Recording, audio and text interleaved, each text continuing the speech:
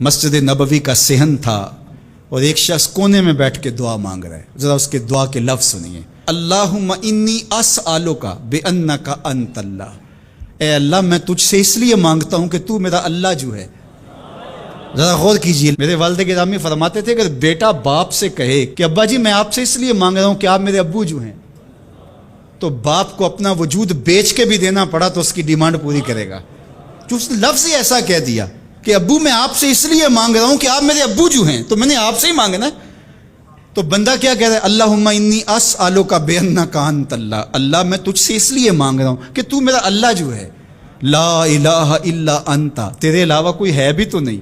انت الاحد الصمد الذی لم یلد ولم یولد. تو ایک ہی ہے، واحد ہے، اور کوئی ہے ہی نہیں جس در پہ جاؤں. کوئی چوکھٹ نہیں ہے جہاں دامن پساروں، کوئی دہلیز ہی نہیں ہے جہاں جھولی پھیلاؤں.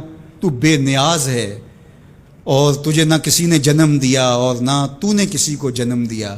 مالک میں تیرے حضور دعا کر رہا ہوں. یہ وہ دعا کر رہا تھا کہ میرے حضور نے سن لی. تو ایک صحابی کو فرمایا کہ یہ جو دعا کر رہا اب جو مانگے گا اللہ عطا کرے گا.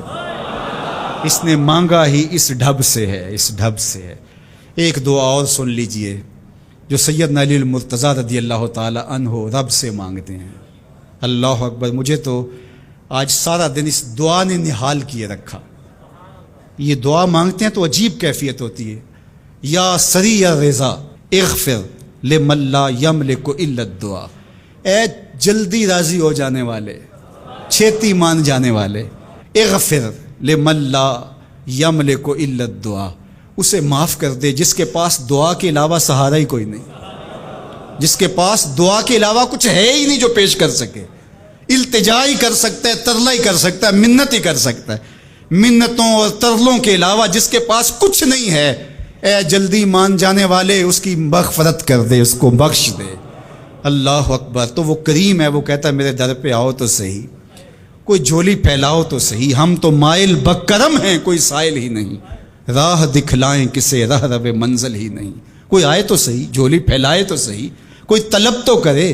دنیا والوں سے مانگیں تو ناراض ہوتے ہیں، اللہ سے نہ مانگیں تو ناراض ہوتا ہے. اللہ کہتا ہے مجھ سے نہ مانگو گے تو پھر کس در پہ جاؤ گے؟ قل ما یعبأ بکم ربی لولا دعاؤکم. اگر تم نہیں مانگو گے تو پھر وہ بھی پرواہ نہیں کرے گا.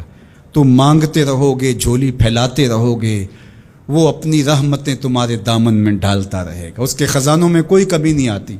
ہر بندے کو اس کی ڈیمانڈ کے مطابق، چاہت کے مطابق، طلب کے مطابق، آرزو اور تمنا کے مطابق دے دے. اس کے خزانوں میں پھر بھی کوئی کمی نہیں آتی. تو اسی سے مانگے.